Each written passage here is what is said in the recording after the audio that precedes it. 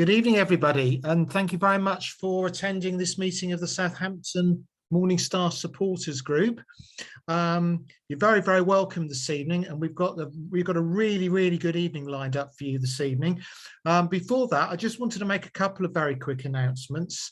The annual general meeting of this group will be taking place in early January. So if there's anything that anybody wants to contribute to the group or thinks they would like to do anything for us next year, or any ideas they've got, please let us know. One of the things we'll be doing in January is electing a new committee, a new steering committee to run the group. But I think the committee we've had this year has done a really, really cracking job. So thank you to everybody who's been serving on that. The other thing I just wanted to say very briefly, we still have our Christmas social penciled in date-wise for the 17th of December. We're not entirely sure what's happening now because we discovered today that the Waterloo Arms in Shirley, or Fremantle, where we were going to have the event, is closed, and apparently the landlord has left. So the brewery is in the process of trying to find a new landlord. So at the moment, just please watch this space for further announcements. Hopefully there'll be something happening, but your steering committee will be meeting next week anyway to discuss this, and hopefully we'll be able to sort something out, and we will of course be in touch about that. So but sorry about the rather bad news there, but hopefully we'll be able to sort that out for you. So back to tonight. So in a few minutes time I'll be introducing you to Ken Fuller, who is zooming in all the way from the Philippines this evening, which must be, I think, the farthest distance we've had anybody come into a Morning Star meeting. We've had Canada and various other places, but that's quite an achievement. And I don't know what time it is in your part of the world, Ken, but if it's 2 in the morning or something, I apologise. Before we invite you in to speak, though, before we do that, I'm going to introduce you to somebody else, because Ken, just bear with us a moment, because at our meetings we always have a cultural slot for a few minutes at the beginning, and tonight I'd just like to welcome Paula Bolton to us. Paula is actually, well, you're not quite as far away as the Philippines, but I think you're still quite a long way. It's Kirby, is that right? Corby, sorry, I can't read. Yeah. Yes. And I'm told because Helen knows you better than I do, but Helen tells me that you're a cultural polymath, a poet, singer and violinist. So you're very, very welcome. It's great to have you here tonight. So tell us what you're going to do.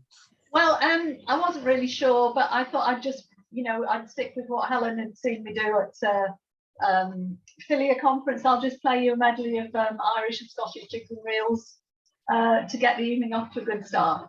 So okay, fantastic. I won't bother saying what they're called. I'll just play, and then you can make your tea or whatever. So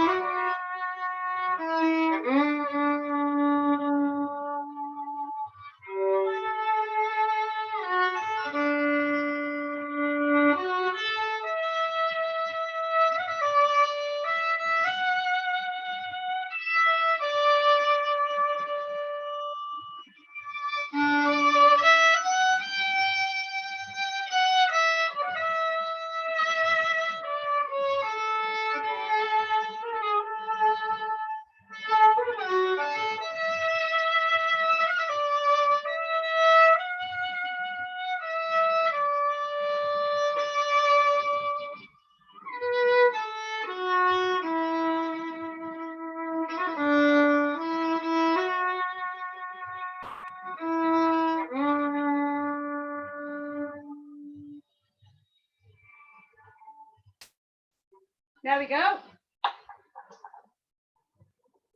Thank you very much. Paula, can you come every month? If you did it on another night, I've missed my yoga tonight, so maybe right. not every month. Well, you could do it at the same time. It's not a problem. I mean, it just shows what a wealth of talent we've got in the working class movement, doesn't it? Absolutely. Really. Yeah. So thank you very, very much for that contribution. Absolutely You're very fantastic. welcome. I did want to say I am a Morning Star reader, member of the People's Press, and we always have the Daily Worker, so it goes back to it's important for me that I was here tonight. So have a good meeting. Thank you very much indeed. Thank you very much. And so it's all culture this evening, you see, guys. Yeah. So just two quick points. One of the purposes of the Morning Star readers and supporters groups is to raise money for the paper. And beside me, you will see the sort code and account number and the name of the place that you need to send money to. And so if you want to send some money tonight, please send as much as you can to the Morning Star paper. It really does depend on contributions from ordinary people like us. And somehow it continues to be printed day after day, despite sort of working on a shoestring, really. So please send as much money as you can. One very quick other thing to say is this meeting, I should have mentioned at the beginning, sorry, this meeting is being recorded.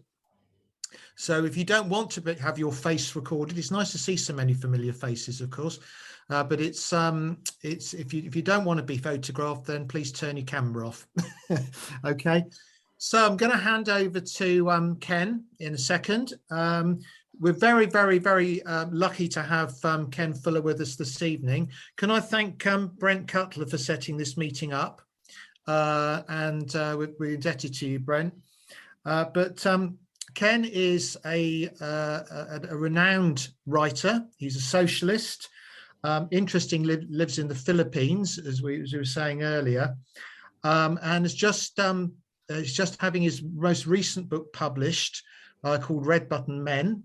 It's the third in a trilogy of books about the Red Button Union, which is a colloquial term for the union that appears in the books, which is official name is the London and Provincial Union of Licensed Transport Workers.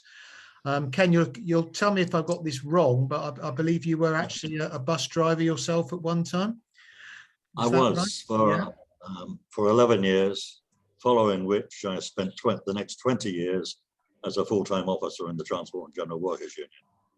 Fantastic. So we've got a very, very committed trade union official here tonight, or former one, and there's lots of other books that Ken's written about, and all sorts of subjects, but generally on the left of politics. So I'll hand over to you, Ken, and then Ken's going to talk for about sort of 40 minutes and read some extracts from his books. And then we're going to have a period of sort of discussion and questions. So over to you, sir. Right. Thanks very much, Sean. And good evening, comrades. I say good evening. It's actually morning here. It's 3:15 in the morning here.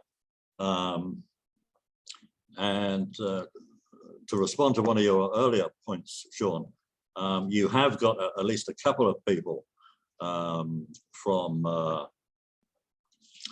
a fair distance from your own patch.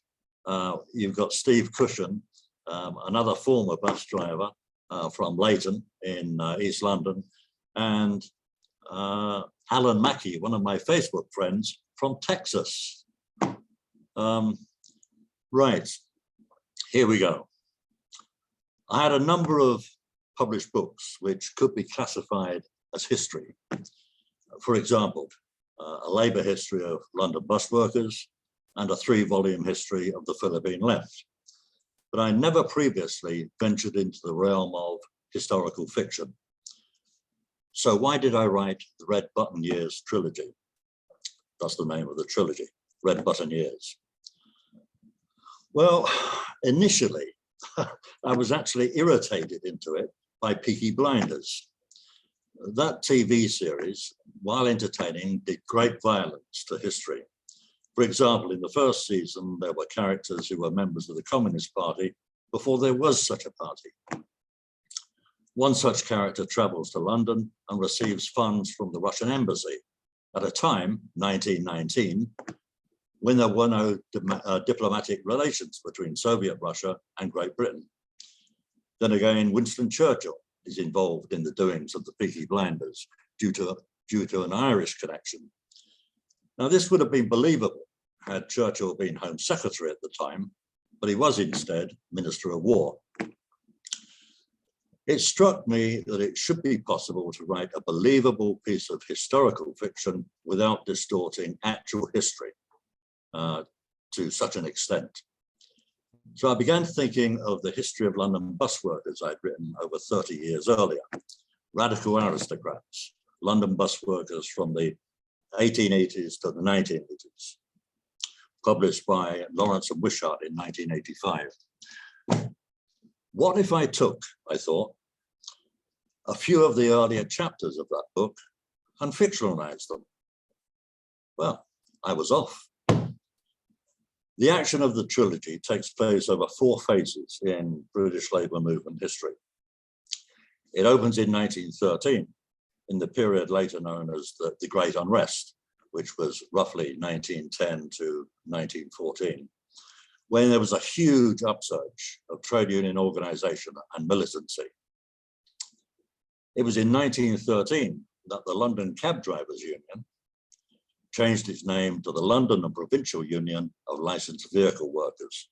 So you almost got that name right, Sean, and set out to organise London bus workers, becoming known as the Red Button Union. Then came the period of the First World War, when most of the large unions declared a labour truce, agreeing to settle differences by arbitration rather than strike action. When that proved less than 100% effective, the government introduced the Defence of the Realm Act, DORA as it was known, making mandatory what had previously been voluntary. This did not deter the Red Button Union, however, which conducted several strikes during the course of the war, not just on the buses, but also on the trams and the cabs. And the government, knowing that the union had the ability to bring London to a grinding halt, was powerless to act against it. In the latter stages of the war, extending to the immediate post-war years, militancy revived. Throughout the movement, throughout the country, and even the Metropolitan Police were on strike in 1918, winning several concessions. A year later, though, a second police strike for recognition of the police union failed dismally, and the union was crushed. On that occasion, all the strikers were dismissed. One of these was a character called Bernard Sharkey, who in the second volume of the trilogy seeks advice from his friend George Sanders, a Red Button organizer, and involves him in the activities of the 1918 strike. So we have a ringside seat at the negotiations with Lloyd George at number 10. Now, Sharkey was a real-life character. And after his dismissal, he did become a bus worker, and he was involved in the London Busmen's Rank and File movement in the 1930s and won a seat on the Transport and General Workers Union's Central Bus Committee. It was in the period of the revived militancy, 1919, that the Red Button Union won major concessions in the negotiations that year, earning for London bus workers the status of labour aristocrats.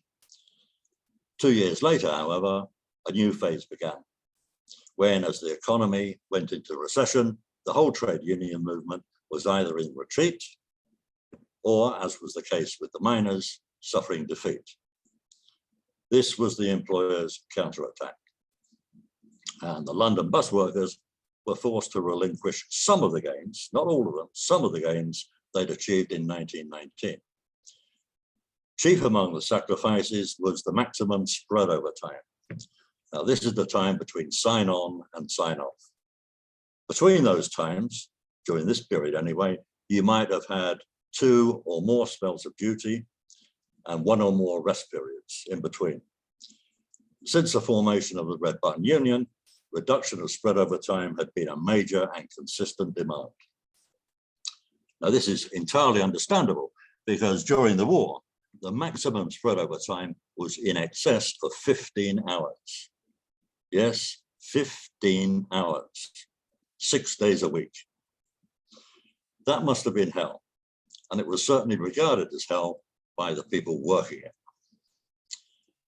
And in 1919, they brought this down to 10 hours. In 1921, however, the employers, the London General Omnibus Company and Tillings, at first demanded that this should be increased to 13 hours, but finally settled for 12 hours for 25% of duties. Their argument was that without this, they were unable to provide an adequate level of service for the morning and afternoon peaks. And to be absolutely honest, they probably had a point, which is why now, exactly 100 years later, 25% of duties still have a maximum spread over of 12 hours. Well, that's the industrial background against which the trilogy is set. In the first volume of the trilogy, Love and Labour, ooh, so heavy I can hardly pick it up. Young Mickey Rice travels up from Reading to London, where he will join his brother Eric, who's an organizer in the Red Button Union. On the train, he makes the acquaintance of Dorothy Bridgman, a socialist from a well-to-do family who has adopted a pseudonym because she had a problem with the police 2 years earlier. At Paddington, they're met by Eric Rice, Mickey's brother, and George Sanders. Now, like Eric, George is a union organizer, but unlike Eric, he's someone who actually existed. Sanders, it turns out, knows Dorothy from her activity in the British Socialist Party. Excuse me. And once it's revealed that she's on her way to a job interview at the London General Omnibus Company, which along with Tillings enjoyed a virtual monopoly of the London bus industry, it's agreed that she will act as the union spy within the office of Albert Stanley, the company's managing director. Mickey, meanwhile, decides to gain employment as a conductor. He later graduates to driver in the same company. Mickey begins his employment at Middle Row Garage, which opened in 1910 and was situated just off the top end of Ladbroke Grove. I chose to place him in Middle Row because between 1976 and 1981, when it closed, I worked there myself. And so I knew what it looked like, how it felt, etc. Whether it was as militant as depicted in the novel during this period is, however, another thing. Mickey swiftly makes a name for himself, heading a committee to complete the organization of the garage, and when the time comes later that year, playing a leading role in the strike for recognition.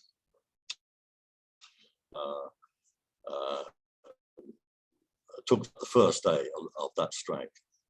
The next morning, the committee members, with the exception of Billy Franklin, arrived at the garage on time to be greeted by Mickey, who had been there since 4:50. So we're on strike? Asked Frank Chambers. Only if you all say so, Mickey replied. Shouldn't we wait for Billy? Asked Stevie. Sure. Shall we give him 15 minutes? Suggested Dick Mortlake. How can we wait? Charlie Adams pointed out. The first duty's about to sign up. We have to decide now. So what are the issues? Asked Malcolm Lewis. There's really only one, Mickey replied. We're going for recognition, the same as the Tillings boys.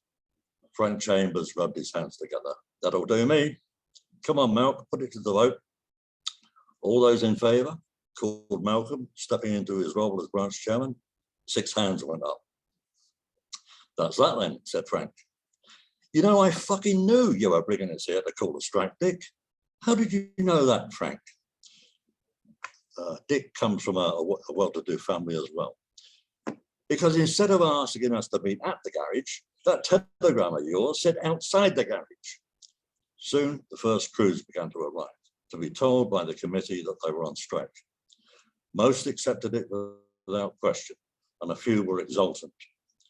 2 members questioned the purpose of the action, suggesting suspecting that it might have been called to win the right to wear the red button for their Tillings comrades. But on being told that the push was on for recognition, they gladly came into line, one asking for a badge. Although some members cheerfully returned home to bed, most stayed outside the garage for a while. And as time passed, the crowd came to block the narrow street, stretching around the corner into Conlon Street. Willie Franklin arrived at 6:15, looking stressed and weary, greeted by the cheers and jeers of the other committee members. "What happened to you, Billy boy?" Frank Chambers asked him. "Any time I have to get to the garage early," he explained, shoulders raised and palms held upwards, "I rely on the first bus out of the bush, don't I? But the bush is on fucking strike." The whole street rocked with laughter.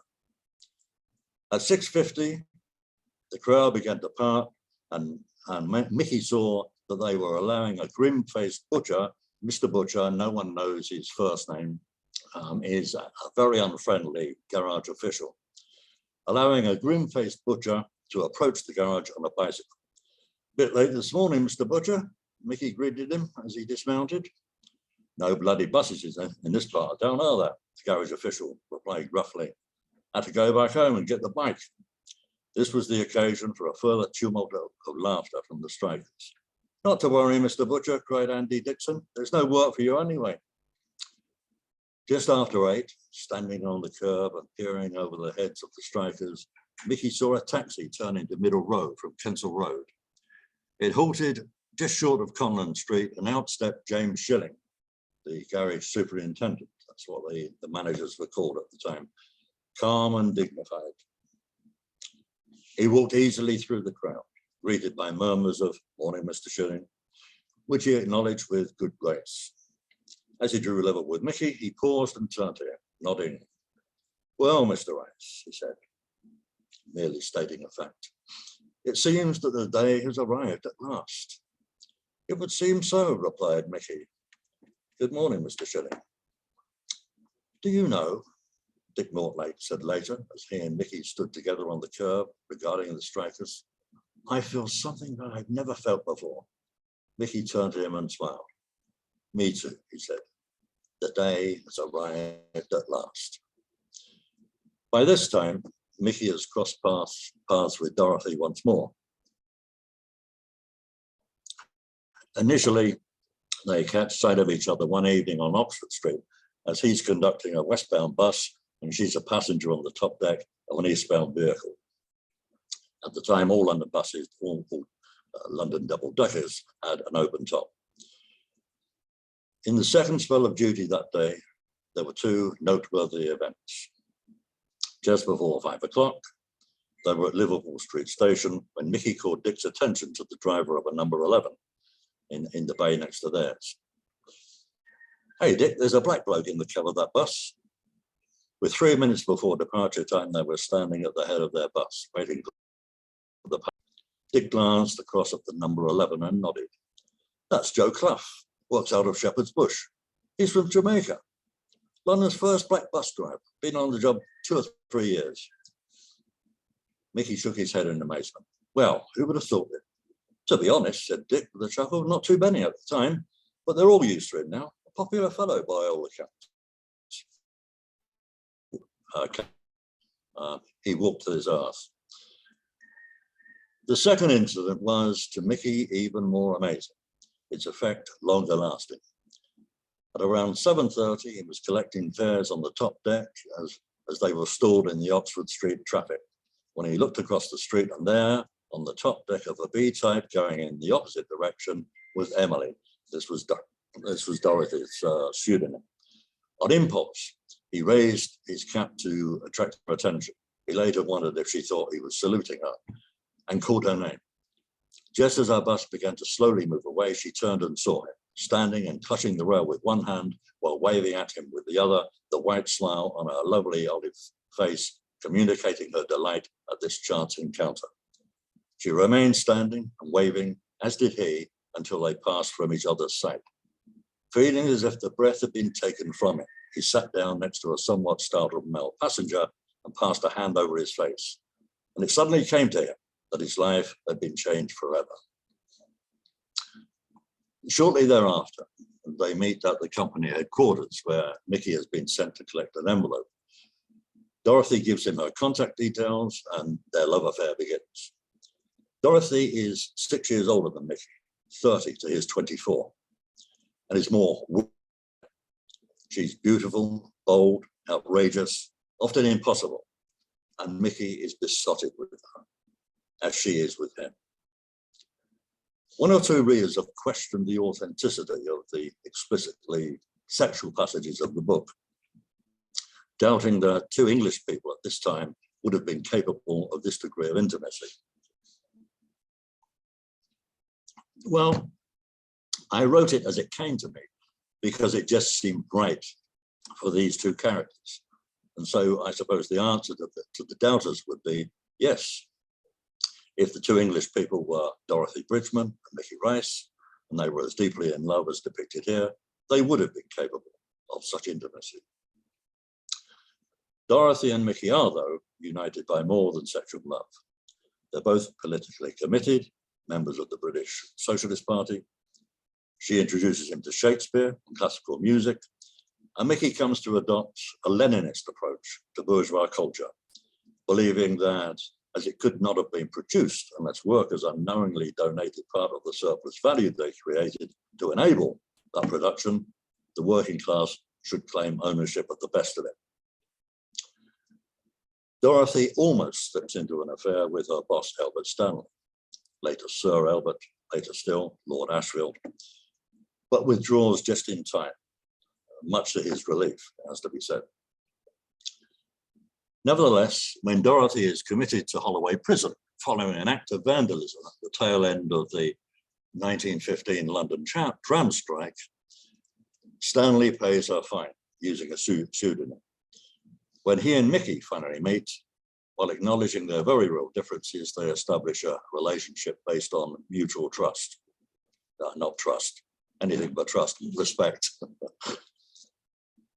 Come late 1914, Mickey and his comrades are fighting on several fronts against the war, against the punishingly severe working conditions imposed as a result of that war, and in opposition to a union leadership which ignores the anti-war stance of the activists, accepts a wage offer without referring it to the membership, and proposes that full-time officers should be appointed rather than elected. This latter struggle culminates with a victory for the left at a delegate meeting in 1916, as the whole of the Executive Council is forced to resign. The attitude of the activists to their union and its leaders is perhaps best illustrated by this short passage. This takes place at the delegate conference. Perhaps the most effective speaker was a tram driver from south of the river. As a working man, he said, I am practically nothing, but one thing I do own, together with my fellow members, is this union. For the past few years, it's been the only thing that's given me hope and a sense of pride. And I dare say there are plenty in this hall who feel the same way. The man allowed a warm tide of assent to rise from the floor, and then rode this to his conclusion. This is our union. He struck himself on the chest. Ours. And if any top official or executive member thinks he can take it away from us, he'll have a fight on his hands. If I'm sending a message to present-day workers in passages like this, I suppose is that they should not only feel a sense of ownership over their union, but should, when appropriate, assert that ownership. Theodore Rothstein appears in all three books. Theo Rothstein was from Lithuania, then part of the Russian Empire, and had come to Britain as a political exile a quarter of a century earlier. He was a leading member of the British Socialist Party, a friend of Lenin, who, when in London, stayed at Rothstein's house in Clapton, and possessed a deep and broad knowledge of the British Labour movement. He would play a leading role in bringing together parties and groups which would form the Communist Party of Great Britain. I don't know whether Rothstein had any dealings with the Red Button Union, but he must have known George Sanders, who later became a founder member of the Hands Off Russia movement and a member of its committee. Nevertheless, I make use of him in the first novel by having him debate with Henry Heinemann on the question of peace, and then addressing two informal meetings of the Red Button Union activists, one to explain the real causes of the war, and the other to discuss the February 1917 revolution in Russia. In the following two volumes, he will have a more prominent role. When Dorothy is recognized by a special branch man, she's forced to leave employment with Albert Stanley and goes to work with Sylvia Pankhurst in the East End. This next passage describes Dorothy's break with Sylvia a year later. The day before this confrontation, Sylvia has objected to a proposal discussed by Dorothy and other activists for involvement in a Red Strike. I will not lose my temper. I will not lose my temper. I will not lose my temper. This, on the day after Sylvia's dismissal of the Red Strike proposal, was what Dorothy told herself as she halted at Sylvia's desk and sat down. Dorothy, Sylvia looked up from her typewriter with the faintest of smiles. Tell me what is on your mind, dear. As if she didn't know, as if she had not brought about this moment. I feel I must resign from the Federation, Sylvia. Afterwards, she would ponder this choice of words. Had she been keen to avoid confrontation, wouldn't she have simply said that she was leaving the East End, implying that an opportunity elsewhere had opened up? Instead, not only was she resigning from the Federation, but she felt she must do so. What was this, if not an invitation to argument? She had, in fact, mentally prepared for both forms of dialogue, and later suspected that she had been provoked along the confrontational path by Sylvia's pretense of innocence. Well, I'm sure we'll be sorry to lose you, Dorothy. You've been a great help over the past 15 and a half months. No attempt at dissuasion. Indeed, she must have prepared for this exchange, for how else would she be able to mention the precise duration of Dorothy's employment without a moment's pause for calculation? When this form of response aspired to achieve, of course, was to close the door to further discussion.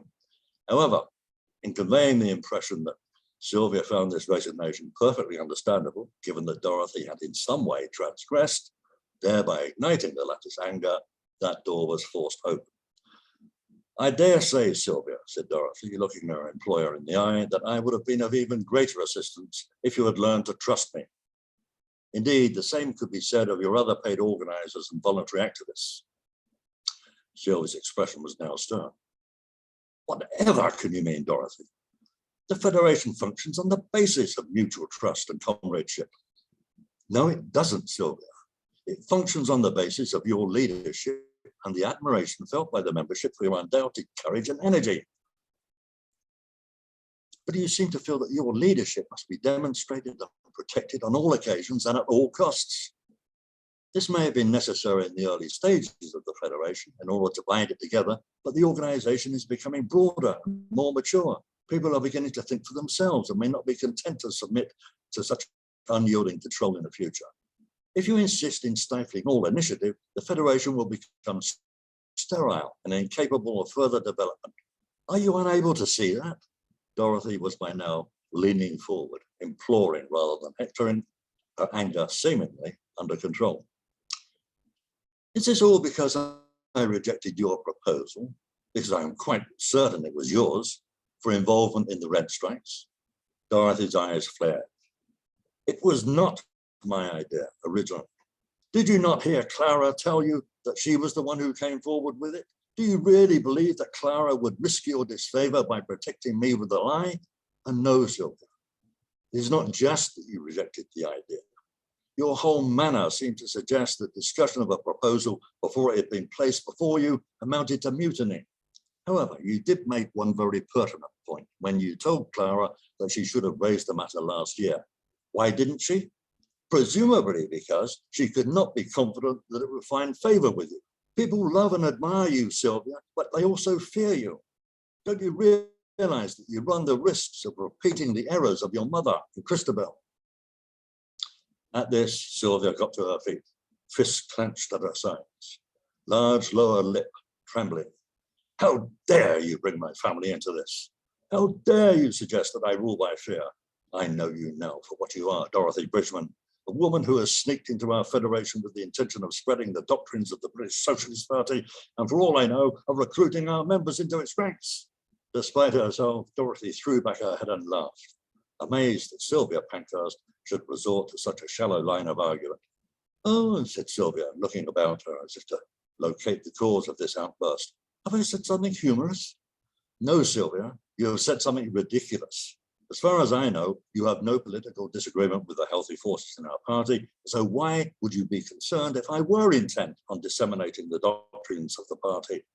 It's not our party's doctrines that you wish to avoid, its discipline is what you wish to avoid. Sylvia sank to her seat. I think you had better go now, Dorothy. I think so too, Sylvia. But before I do, please allow me to leave you one final thought. Do you not see that there is a contradiction in your position? You campaign for the vote for all women, but when it comes to working class women, it seems that you are not prepared to allow them to think or act for themselves. I strongly suspect that this will also be the stance of the authorities once the vote for working class men as well as women is conceded. Do you really believe that such a form of democracy will be much superior to the one we have now? Sylvia stood once more, her face stamped with anger and frustration. Out! And that was that. Dorothy bluffs her way into the employment of Walter Runciman, president of the Board of Trade. A year later, she resigns this position when she learns that, Runciman refusing to serve under the new Prime Minister Lloyd George, his successor will be Sir Albert Stanley. At this point, seeking to play a more direct role in the working class movement, Dorothy becomes a bus conductor, a job which she finds in the harsh winter of 1916 to 1917 to be excruciatingly difficult. Spoiler alert. If you don't want to know the end of the book, mute now. It is as a bus conductor that she dies, killed in the German air raid on Liverpool Street Station in June 1917. Mickey is completely disorientated in the few days following her death. He eats nothing, opens the door to no one, and on the second day takes the train to his hometown of Reading for an ill-judged visit to his father.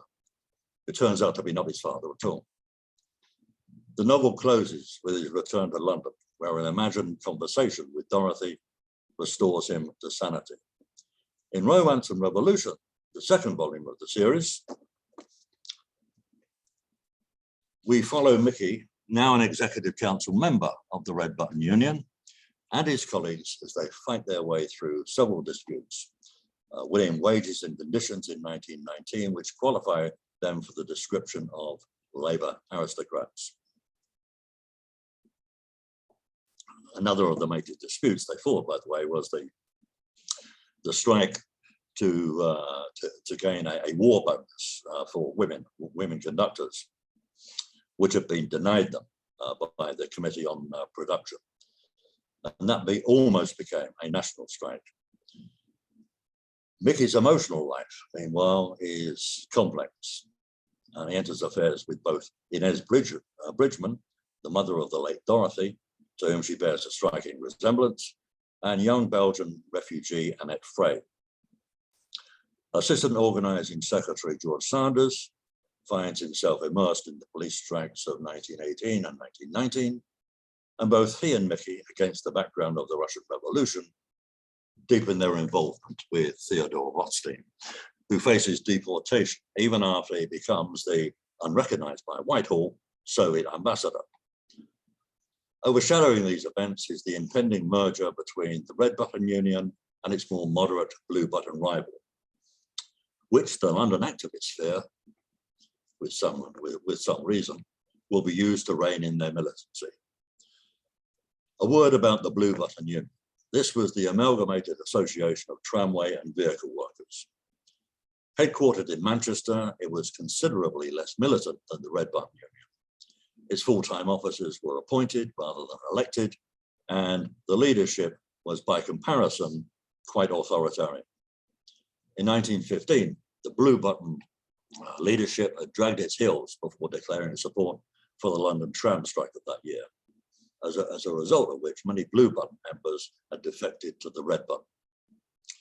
Nevertheless, the Blue Button national membership outnumbered that of the Red Button, and thus any merger of the two would almost certainly result in a leadership dominated by Blue Button personalities.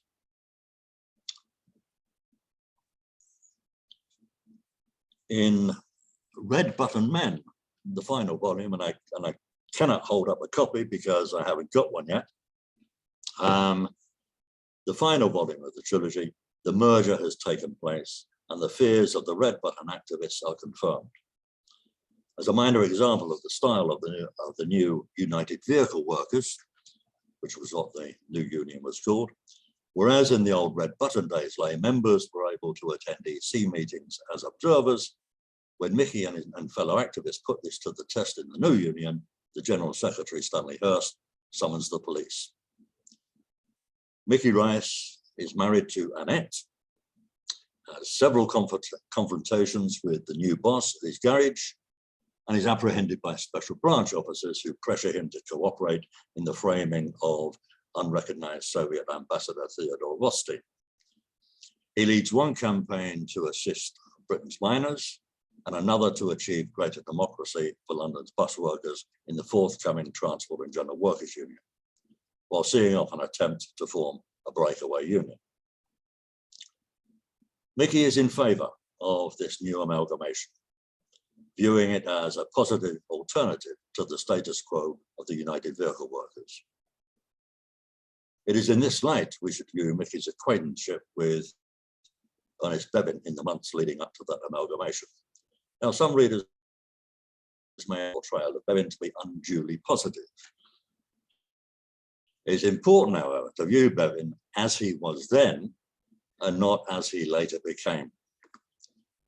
In this third volume, then, there's a meeting at which various national officers of the United Vehicle Workers put forward their views on the proposed amalgamation to an audience of activists. Now, this meeting never actually took place, although the officers concerned, including George Sanders, who was unable to bring himself to fully support the amalgamation, did in the Union Journal.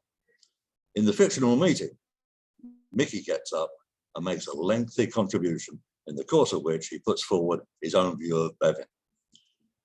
Now let's say a few words about Ernie Bevin. George, it's George Sanders, George mentions the ambitions of individuals who wish to loom large on the horizon. Those were Sanders' words. Well, no one would dispute that Ernie Bevin is an ambitious man, but is it personal ambition? Bob Williams, a man who was secretary of the Transport Workers Federation, has worked alongside Bevin for several years and knows him as well as anyone, told me some time ago that Bevin is not personally ambitious. And I tend to go along with that. What ambition he has got, and there seems to be plenty of it, concerns this organization he's building. Now, being realistic, there will probably come a time, and possibly fairly soon, when his idea of what the union should be or the direction it should be taking on one question or another will clash with some of our views, and we'll have to have a scrap. But can you name one man who might be able to lead this amalgamation of transport workers of whom that would not be true? He looked around the room, nodding at the silence that greeted this question. No, he breathed. Of course you can't. And then, raising his voice, but I'll bet you can name plenty who will be driven by personal ambition. Christ, he was beginning to sound like Bevin's election, but never mind, press on. And then there's the question of ability. A year ago, there was the Shaw inquiry into wages and conditions on the docks. Bevin took 11 hours, spread over 2.5 days, to present his closing argument. Everyone, including Lord Shaw, who congratulated him, was impressed. They called him the Dockers KC, this man who left school when he was still a boy. But let's not dwell on this one particular performance, because it's just an example, an illustration of the careful preparation he brings to every important issue affecting the members. Oh, you might say, he comes from the dumps, so why wouldn't he make that effort? A good point. Maybe. Will he take the same care and effort when the issue concerns some other section? The trams, for example. Mickey hesitated to allow this to sink in, for some would know where this was leading. An opportunity to learn the answer to that question, because later this month, the inquiry into the tramway men's wages opens, and I, for one, intend to be there to see our brother Bevan performs. And how will we judge Bevan's performance on the political front? He's not a socialist in the same sense as some of us are, but hasn't he done rather well politically?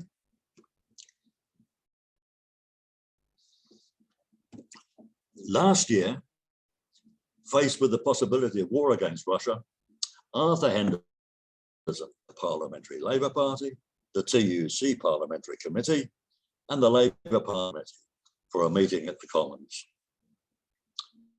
Out of that meeting came the proposal for a council of action. As a result of the pressure it brought to bear, Lloyd George told Poland it should agree to the Russian peace terms, and that if it didn't, it could expect no help from Britain. Now, brothers, who was it who urged Henderson to call that meeting in the Commons? Bevan. Who suggested the formation of the Council of Action? Bevan. Who led the Council of Action in his meetings with Lloyd George? Bevan.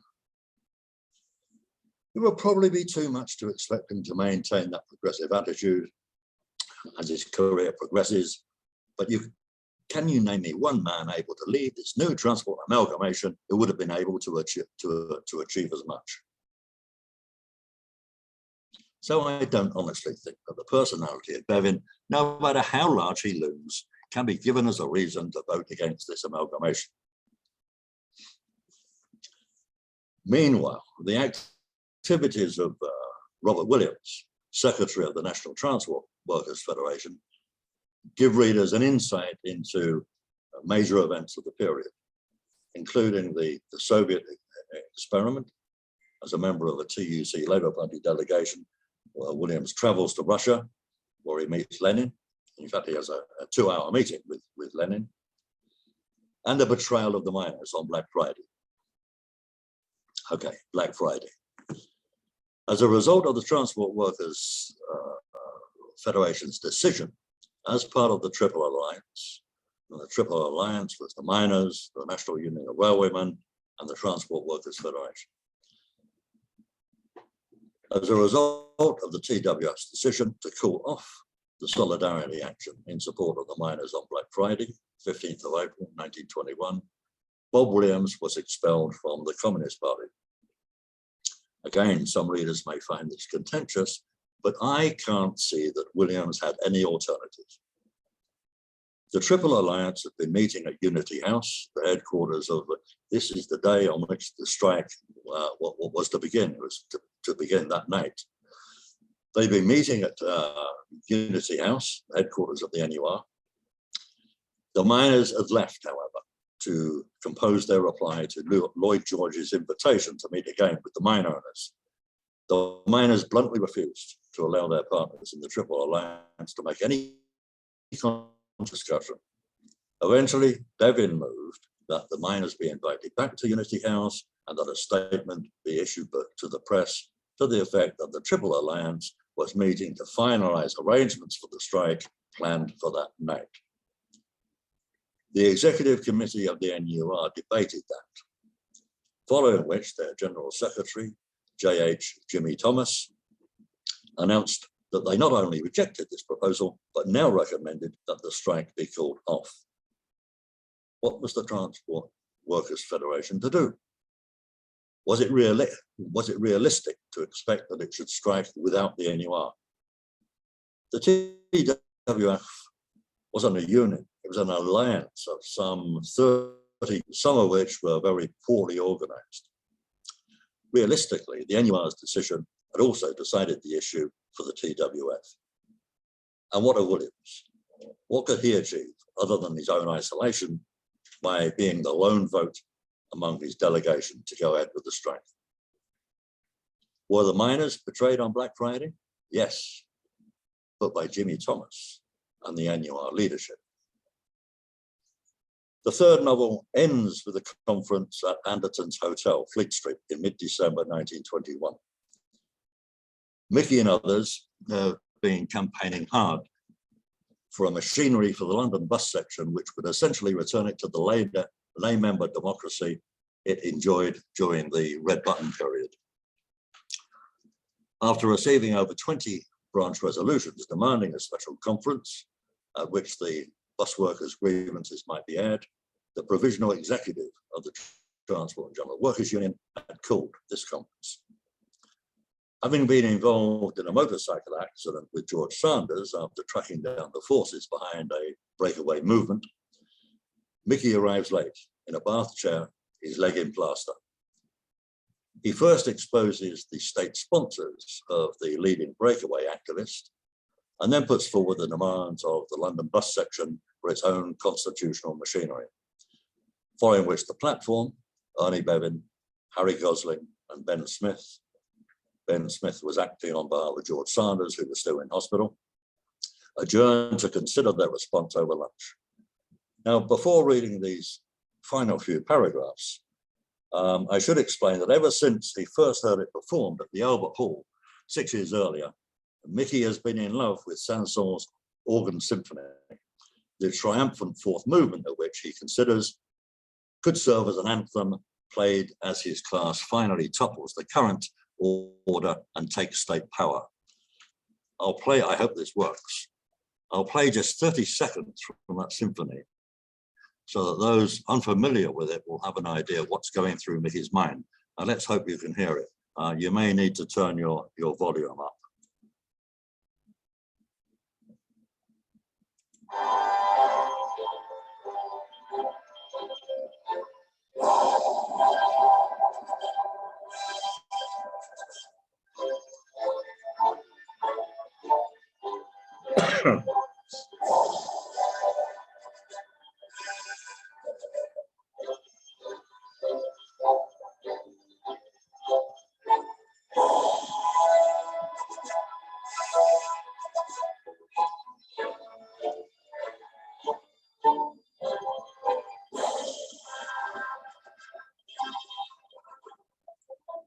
Oops.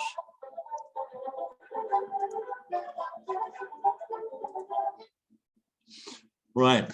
Well, I don't know whether you did hear that, but if you didn't, take my word for it. It's great stuff. So the final few paragraphs. After the delegates had cleared the buffet tables and drunk the tea urn dry, Gosling, Bevin, and Ben Smith returned to the hall and made their way to the platform. Didn't leave much for the staff, did they? Quipped Gosling as they passed the buffet tables. Following the trio's arrival on the platform, there was the expected shuffling of papers and murmured comments. Apart from this, the silence in the hall was total. And if any of the three had lifted his gaze, he would have seen the delegates erect in their seats or leaning forward in expectation, their expressions clenched and intense. The one exception to this was Mickey Rice, who leaned back in his bath chair, his eyes on the ceiling. In his mind, he was listening to the fourth movement of the organ symphony of Camille Saint-Saëns. Brothers, announced Harry Gosling, thank you for your patience. I now call upon Brother Bevin to reply to this morning's discussion and advise you of our recommendations. As Bevin stood, a four-handed piano played that exquisite rippling melody. Conference, I have to say that the complaints you voiced this morning made a deep impression on us, and we are agreed that we therefore recommend that such an investigation should be conducted by an ad hoc committee of 12, elected by ballot, and reported back to a further delegate conference. The music now began to swell. Brothers, our Provisional Executive Council wanted to find a way to link the busmen with the trammen, a real coalition, so that a combined effort might be brought into being, not to drag down the busmen to the trams, but to raise the trams up to the busmen's level. Thus, we placed the busmen in the same trade group as the trammen. The organ now entered and picked up the theme. We have, however, considered the representations made this morning, and we've arrived at a recommendation. I should add, we are all three agreed.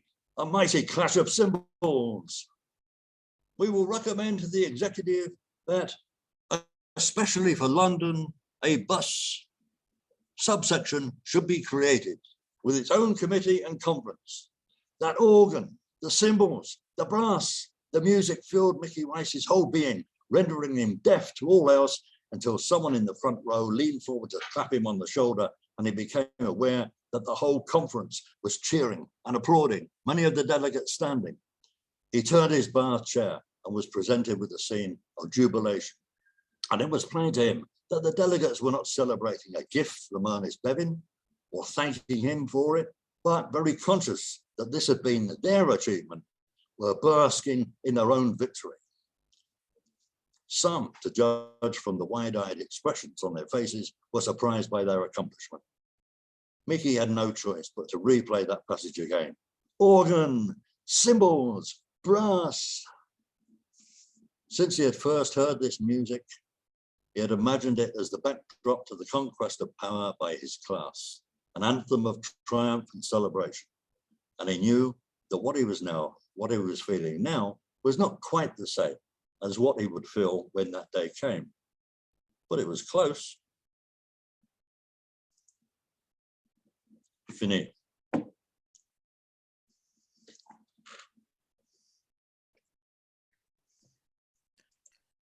Ken, thank you so much for that. How do I describe it? Tour de force. If I could, I don't, you know, if I could talk like that at 3 o'clock in the morning, well, I can't. Let's put it that way. And I'll let you into a secret. I practiced in front of the mirror. Well, it certainly worked, and I thought it was really clever the way you brought all that to it, that almost literal crescendo at the end there. So thank you very much. Could you hear the music? Yeah, yes, it was a little tinny, but yeah. But those who are not familiar with Camille Saint-Saëns, yeah, I'm a fan too. So there we are. Okay, I'd like to open the floor to anyone who's got any questions or comments or anything that they'd like to say tonight. And I can see you all, so you can either raise a hand in the reactions or just stick a hand up on the screen if you prefer. Brent. Yeah, hello there, Ken.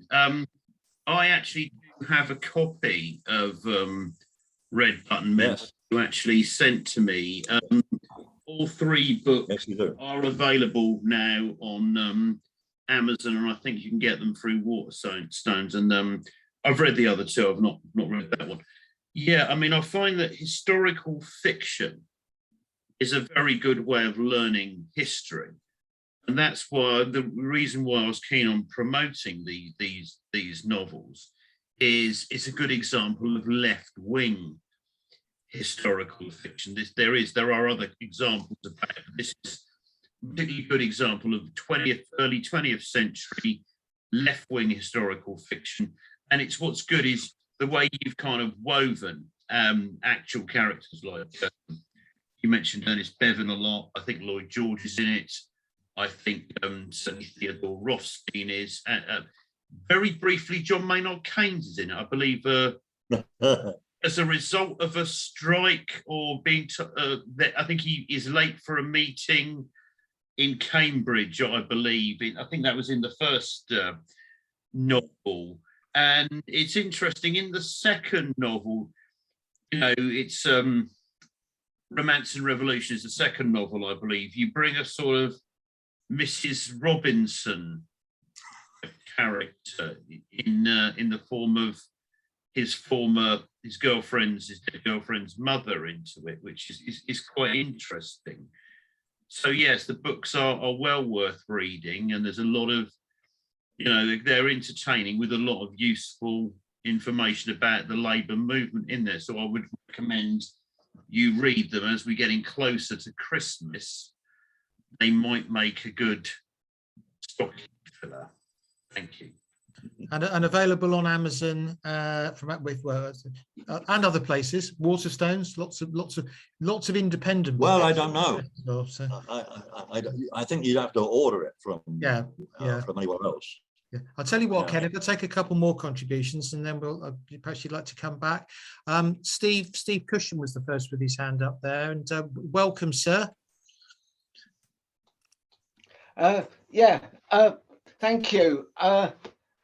As I say, declare an interest.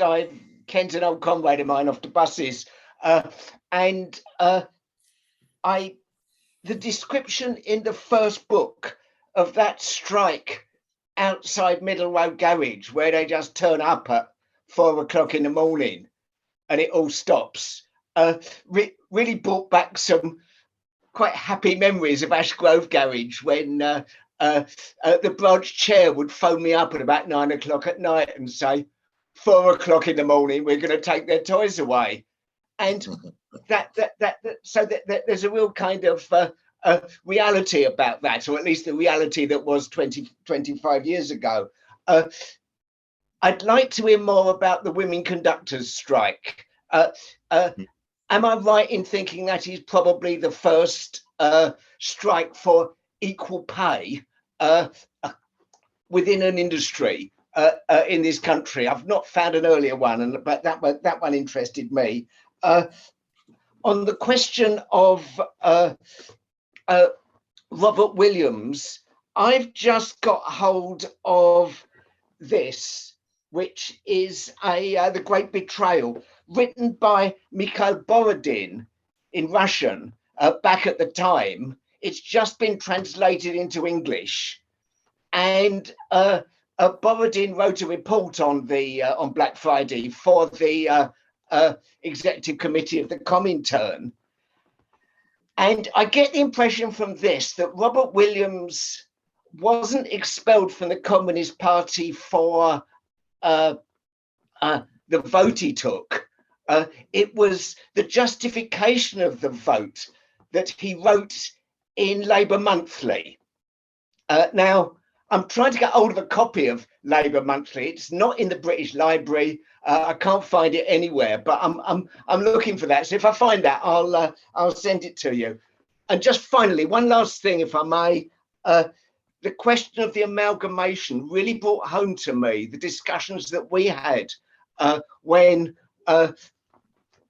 10 or 12 years ago, I was in NATFE, and we were talking about amalgamating with the AUT, the Association of University Teachers then. And it's those same kind of arguments and discussions took place there.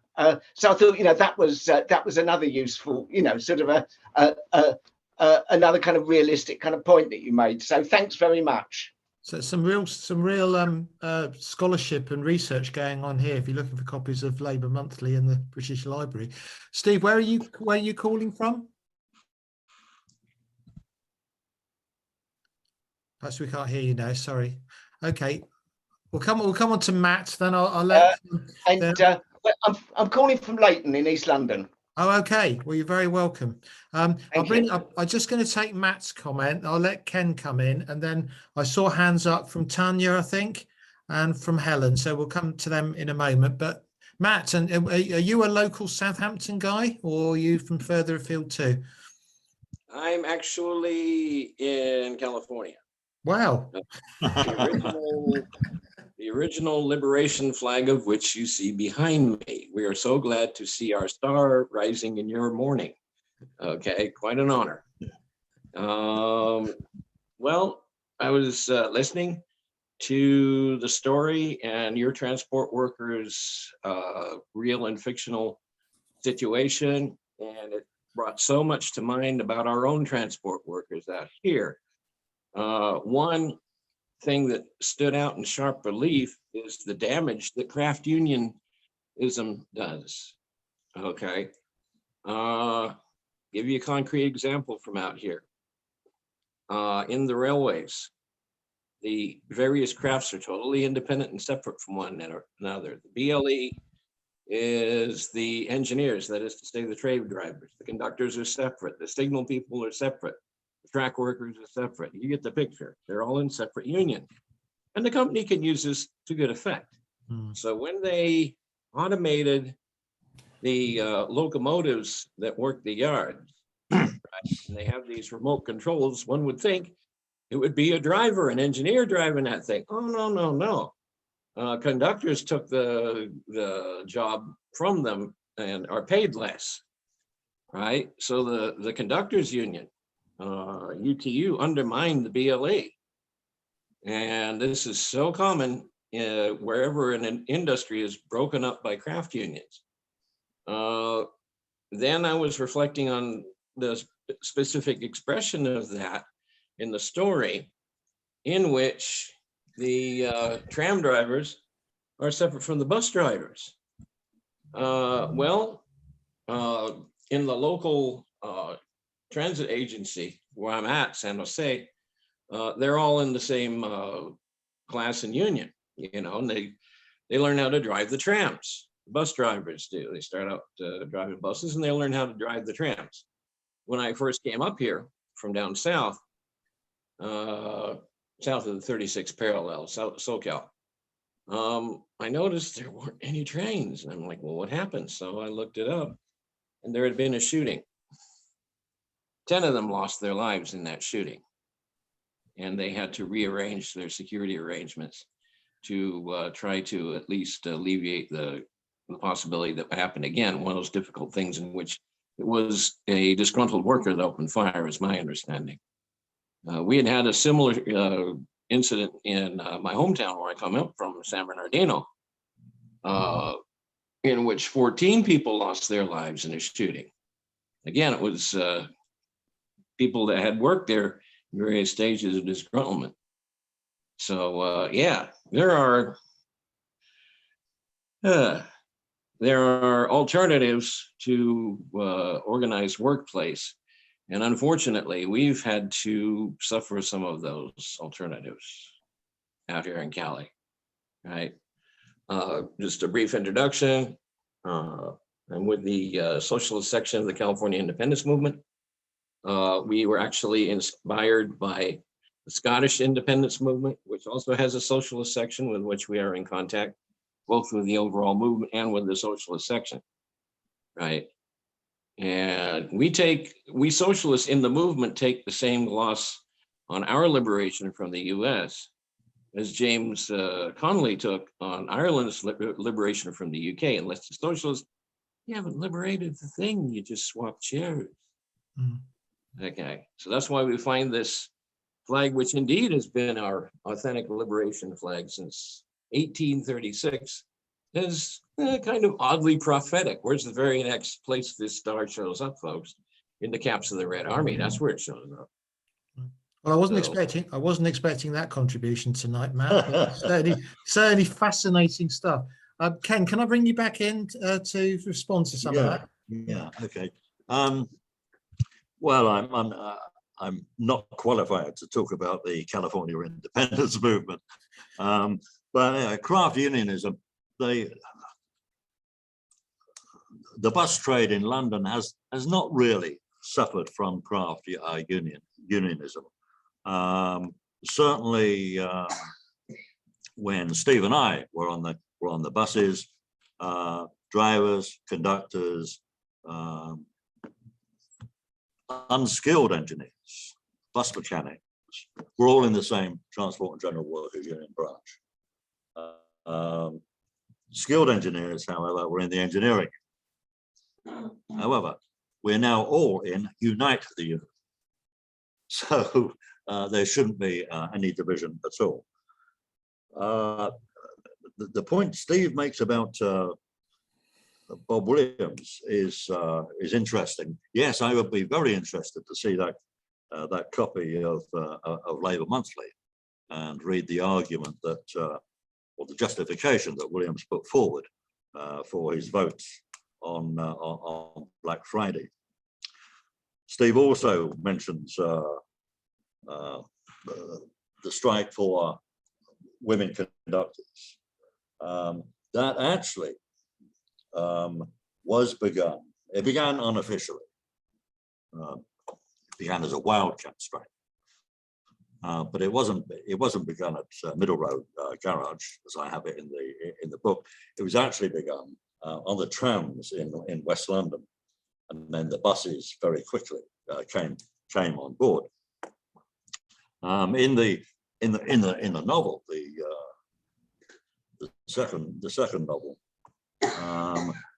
the leader, the unofficial leader, is actually Mickey's conductor, a woman called Gladys Rogers, who is, she's not fat, she's big, big boned. And she's had enough one morning. She's about to sign on. Any news? They called the strike? No. Fuck it, we're out. So she pulls all the women out, and of course the men follow. And there follows a scene where she and others go to focal points to contact crews from other garages, and she's on the Edgware Road, and a crew from Cricklewood garage appears, and the woman conductor tells her that there's a problem at the Dollis Hill garage, because the rep there, who's something of a renegade, is actually instructing everyone to stay on the road. So she literally gets on her bike and goes to Dollis Hill. And as she arrives, this rep, shop steward, is engaged in discussion with his members, persuading them to go back on the road. She strides towards him, and as he turns around, thumps him on the nose, breaking his nose, and he falls to the floor. And she advises, she turns to the other members, says, nobody saw that, did they? No, okay. Next thing you have to do is get yourself a decent rep. And off she goes. That's Gladys Rogers. Didn't actually happen, of course. Keynes, John Maynard Keynes. Yes, he puts in a brief appearance. Mickey pulls into a crowd. There were no bus stops in this period. Bus stops were introduced in the 1920s. So people just congregated on the curb and flagged down the bus. So Mickey pulls into the bank. There's always this time of day, there's always a huge crowd at the bank, and the bus gets overloaded. And one of the characters who contribute to this overloading and refuses to get off is John Maynard Keynes. Mickey doesn't know he's John Maynard Keynes, and even if he did, he wouldn't have heard of him. But he refuses to move the bus until the excess passengers get off, and a policeman is called. Anyway, he's interviewed by his garage manager about this, and apparently Keynes has written to Albert Stanley, gone right to the top with his complaint, and the garage manager says, "Well, Mr. Rice, well, how do you explain this?" I said, "Well, you know as well as I do. You have that many people on a bus. You can't steer the bloody thing. You know, if I had not taken that action, we'd never have got to Liverpool Street, and he would have never got to Cambridge." Yeah. What did you say his name was again? Oh yeah, John Maynard. I'd never heard of him. Garage manager says, "No, neither have I. Off you go." That's great. That's great. I tell you, let's bring some more people in. It's good to have some female hands up. Was it Tanya? I think you were next, weren't you? And are you? I don't think we've seen you before either. So where are you from? No, you haven't seen me. I'm chair of Unite Community Bob Branch. That's Berkshire, Oxfordshire, and Buckinghamshire. Oh, you're very, very welcome then. And I'm also vice president of Reading Trades Union Council. Oh, so perfect. nice to hear the bus going in from Reading. Right.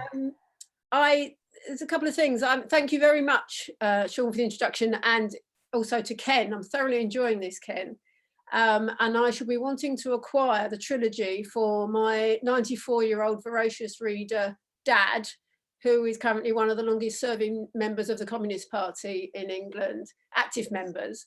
But it's the acquisition of the trilogy that I'm wanting to talk about. I'm going to digress a bit from the conversation here, but I am a bit amazed, and I have to say distressed, to hear that Amazon being advertised on this forum, which, to be honest, this is the last place I would expect Amazon to be advertised. As a trade unionist, I'm campaigning relentlessly against this anti-trade union, despicable company owned by one of the richest men in the world, whose attitude towards his workers' rights and pay is despicable.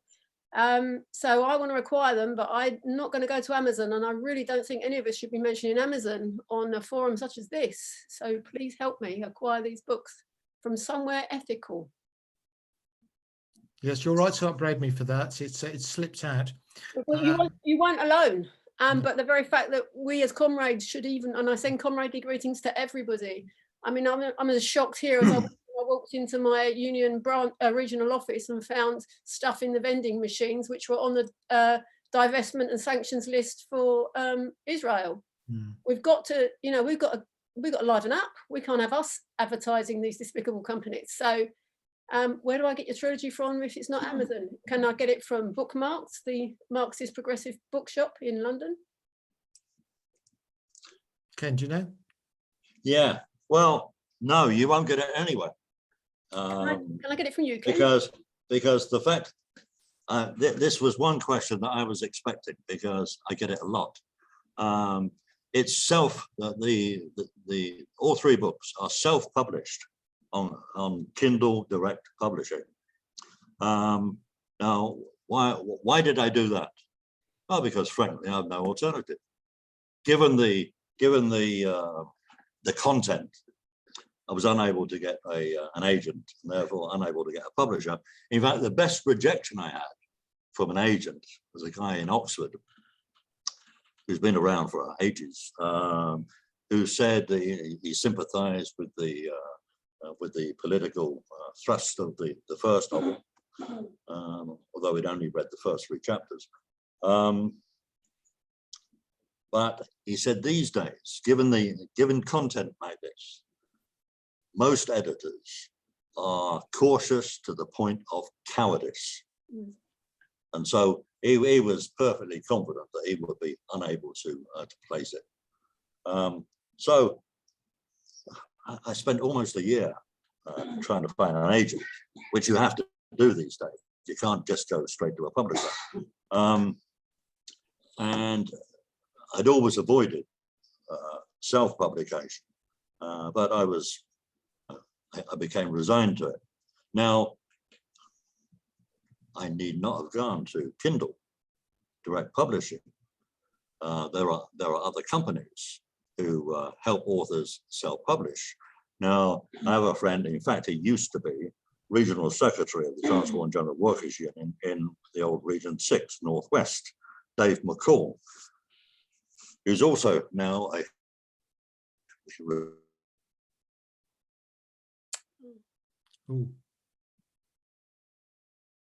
Seem to have lost our link to the Philippines. Just give it a minute. And he pays something like, he tells me, 3,000 quid a time. Well, I don't have 3,000 quid to spend on every book that I get published. So Kindle became the obvious answer. The answer to the Amazon problem is organize the workers. The workers have to be organized. In the meantime, a boycott is not going to work. A boycott, against the richest man in the world, is not going to work. The workers have to be organized. Now, with Sharon Graham as General Secretary in Unite, that possibility becomes closer, I think. but we will see.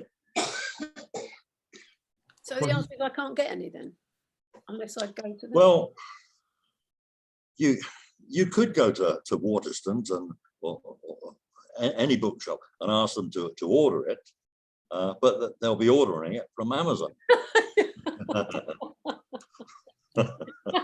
So I think it's catch-22 really at the moment, isn't it? With this, yeah. But I share your optimism, because I have to say I'm a Unite member, former Unite chair, and although I didn't vote for Sharon Graham, she's got off to a good start, I have to say, so far. So right, Helen, you're next.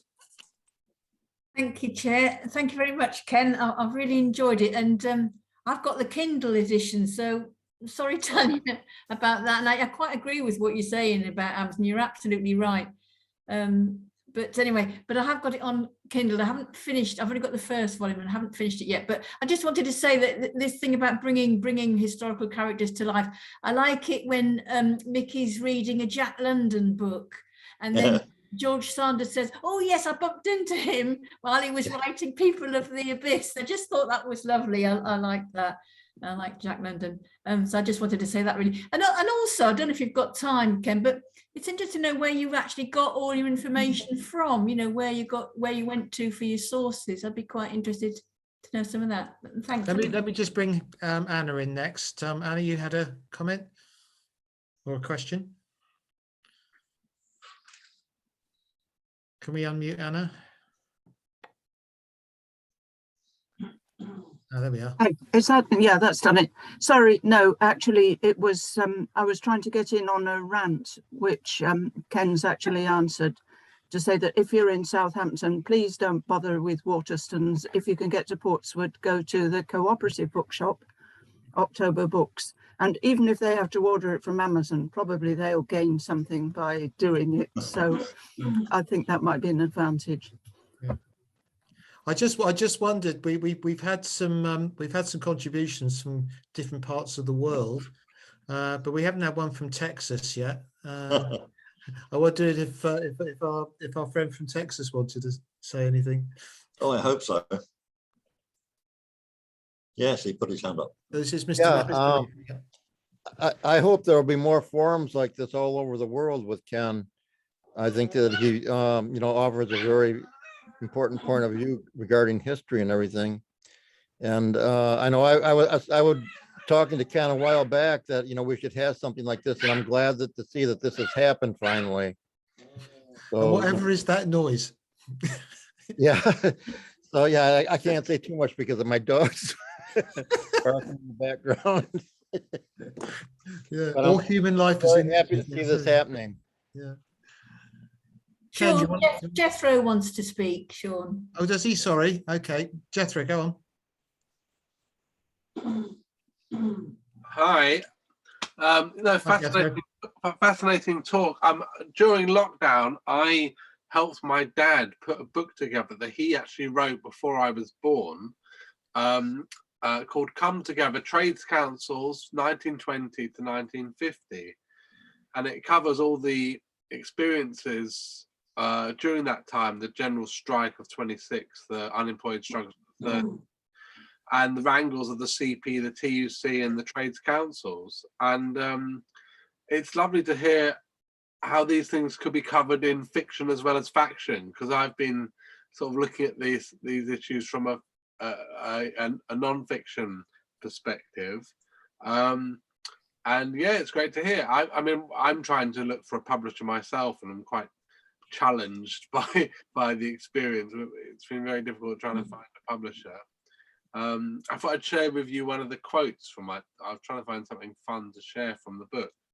And here's one about Victor, I can't remember his name now, the general, what's his name? Oh, sorry, one moment, I'm just going to look it up in the book. His name is Victor, sorry, one moment.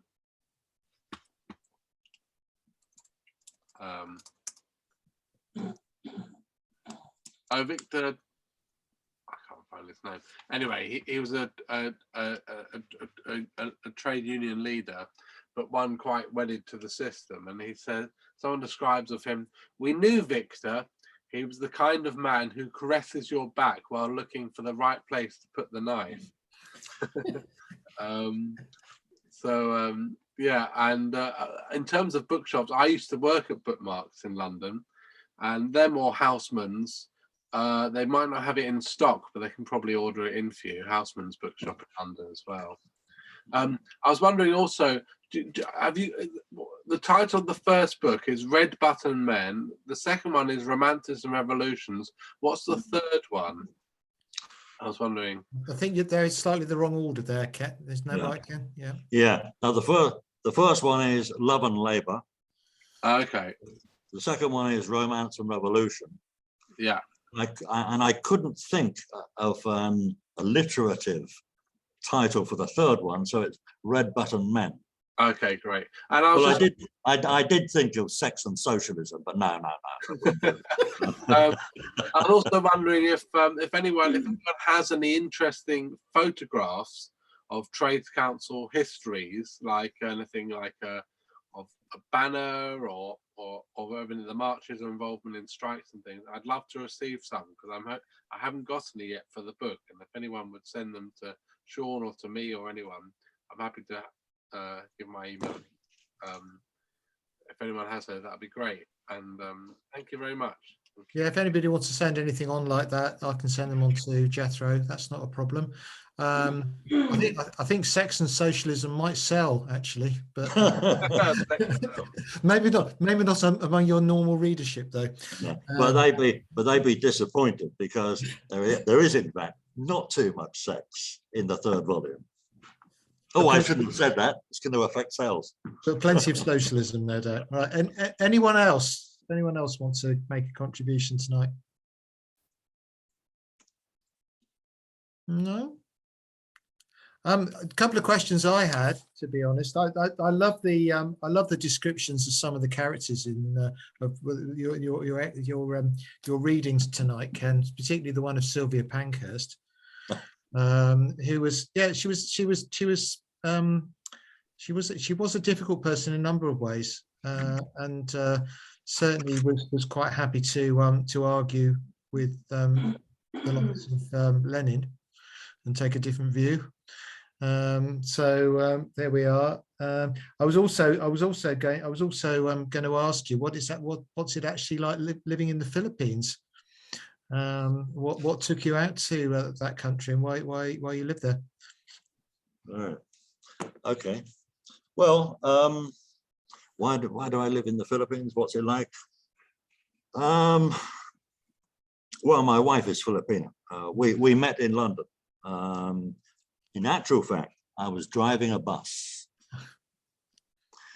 in 1983. It's the last year I did drive a bus, actually. And on a Sunday morning, Route 31, Earl's Court Road, and I see this little Filipino, well, I assume she was Filipino, waiting for the bus. So this was the days of conductors. We got to Westbourne Park Garage, and we were coming off for our meal relief. So I asked the conductor, the woman conductor who was taking over the bus, can you get me the name and telephone number of that little Filipino? And she did. Apparently there was an argument. She resisted at first, and an old lady down the bus said, "Oh, if he's employed by London Transport, he must be very respectable." So anyway, we were married, and so when I took early retirement, it was a bit, because there's plenty of sand and sun, and not too much socialism. You have to go to Manila for that. And I knew I would be able to write. And of course, I had a project at that stage. I already had a project of the history of the Philippine left. And so that was the reason for that. Photos. try the TUC, Jethro. Was it Jethro who asked the question about photos? Yeah, try the TUC, or just Google. In actual fact, the cover, the current cover for the 3rd volume is temporary, because I came across a brilliant photograph of Stanley Hurst, the General Secretary of the United Vehicle Workers, standing outside the headquarters of that union, which was in Kensington, would you believe, consulting with a huge police sergeant on the day that the headquarters was occupied by protesters who were protesting against Black Friday. So that will be, we're having some problems with the size of the cover, as we always do with Kindle, but that will be the new cover. Victor, I think, was probably Vic Feather. Who was General Secretary, who became General Secretary of the TUC. Alan, it's so good to finally meet face to face, so to speak, because we've only met on Facebook. And Alan, I've been wanting to tell you for a long time, you are a good soldier, and thank you so much for promoting my work. I'm very grateful. October Books. Wow, what a name. October Books. My sources. Well, one of the sources, the major source, I suppose, was my own history of London bus workers, which was published in 1985. However, I did a fair amount of research, as well as relying on that book. The Times archive, it's extremely helpful. The Times in 1920 and 1921 was nothing like the Times is now, of course. Still reactionary, but it was, as it says on the tin, a newspaper of record.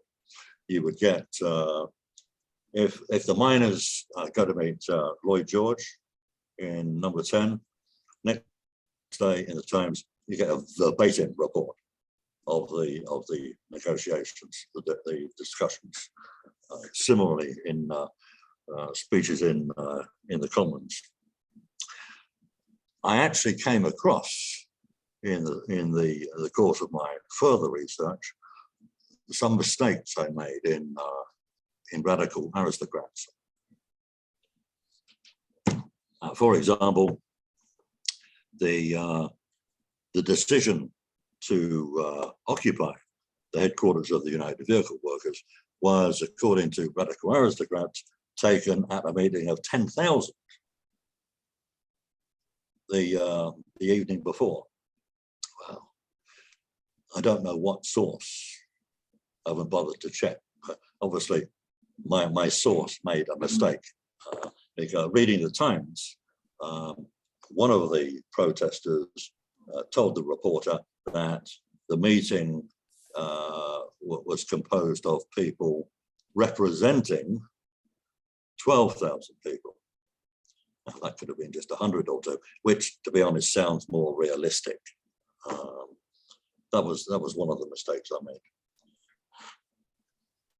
Okay, well, factual accuracy is obviously a major issue for you, which is very commendable, of course, because it's lacking in an awful lot of fiction, as you were saying earlier. So, anybody else want to make any comments or throw any ideas into the pot?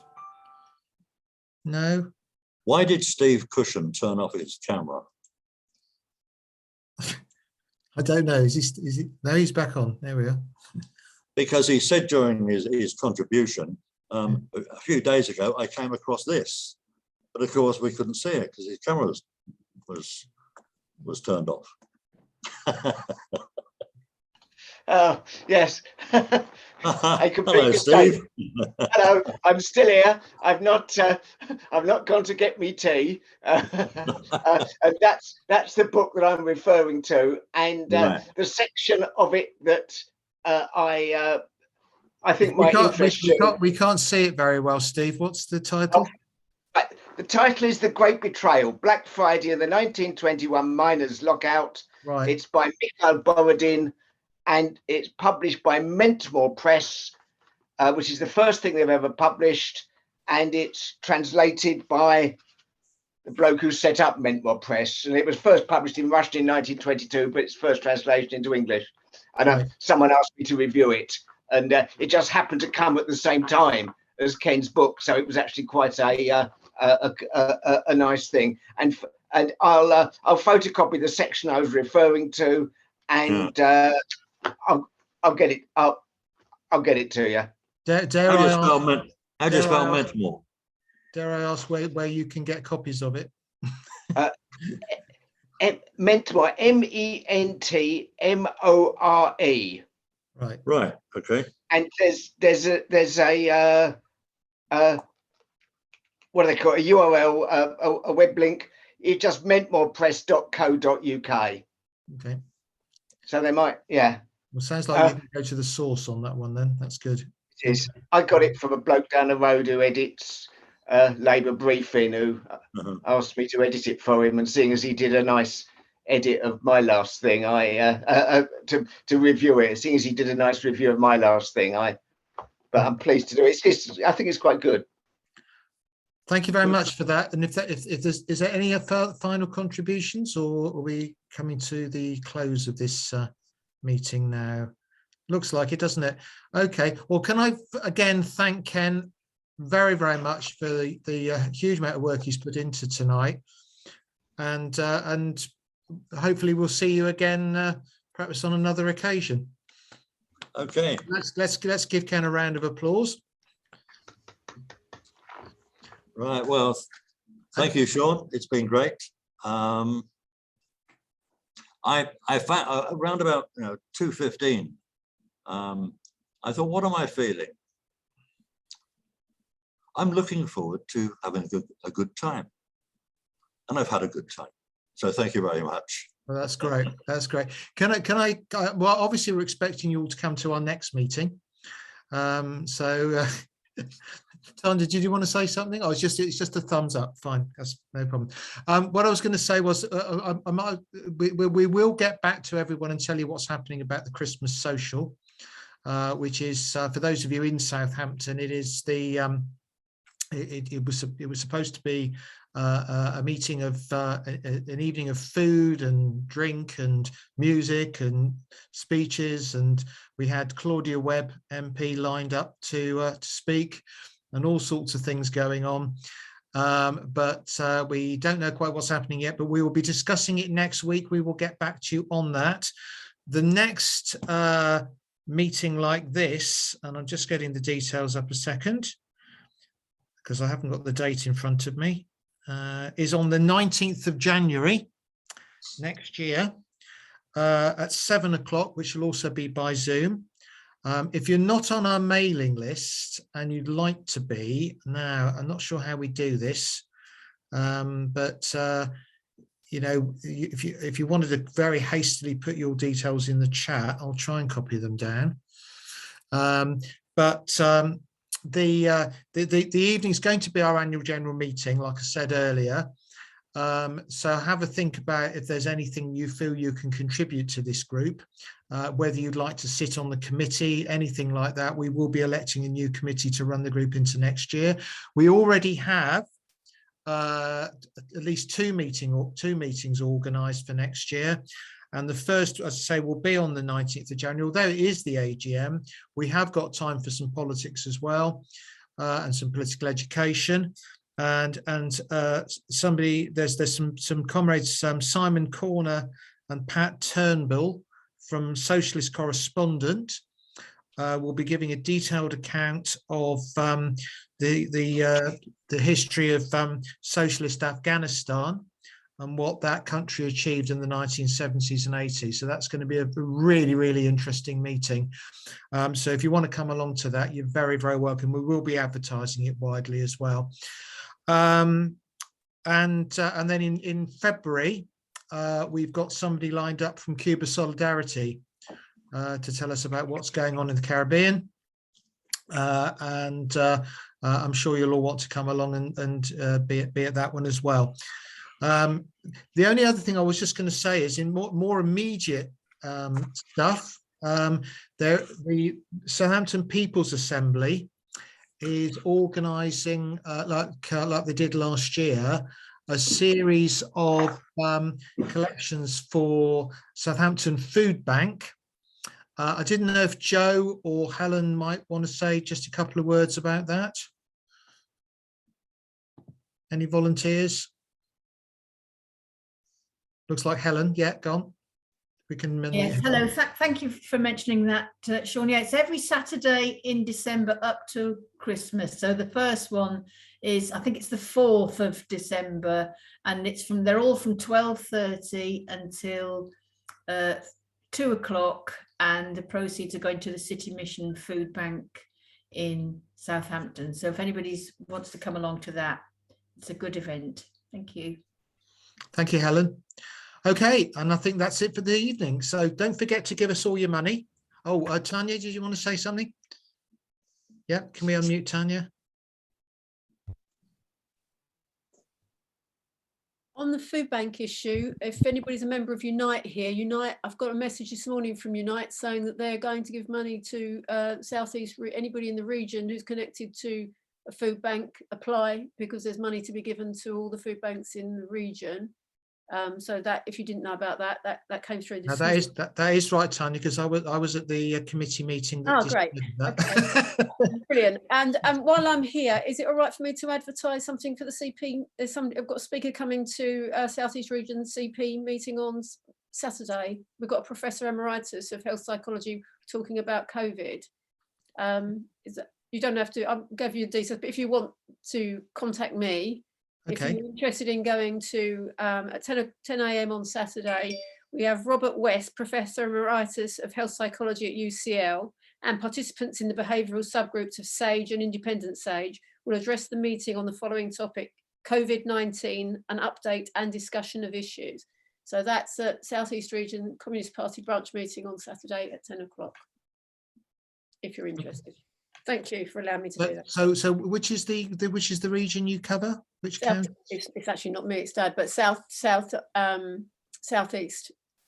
Communist Party being that small, it's the southeast is actually covered quite a lot by just one small branch covering a lot of region. Would you like me to feed the details into my? Yeah. Do you want my Unite email, and I can? Yes, go on. Yeah. Should I put it in chat now?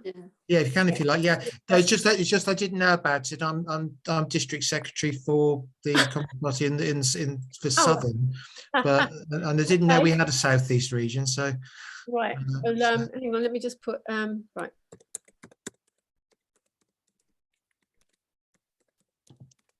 Perhaps we could liaise on that. Yeah, great. But thank you for giving me the opportunity anyway. But you are quite correct, Tanya. The quite a number of food banks are getting £400 each. Yeah. From our branch funds. So that's the branch that covers finance and banking workers in the southeast of England. So if you getting confused, because obviously I'm not a member of this branch, Dad's branch. So it's the one that run by Jonathan Havard. He's the chair. So do you know that branch? It's obviously not your branch. It covers Essex. You're in Kent then, presumably. No, we're in. Sorry, I'm in the New Forest myself, and most of the guys here are from Southampton. So this is okay. This is Essex, Cambridge. That'll be our Eastern District. Yeah. Eastern District. Yeah. Sorry. Yeah, sorry. Okay. Right. All right. Great. Well, it's lovely to meet you. Thank you, and thank you for giving me the opportunity. Okay. All right, well, if that's it for tonight, I'll call the meeting, bring the meeting to a close.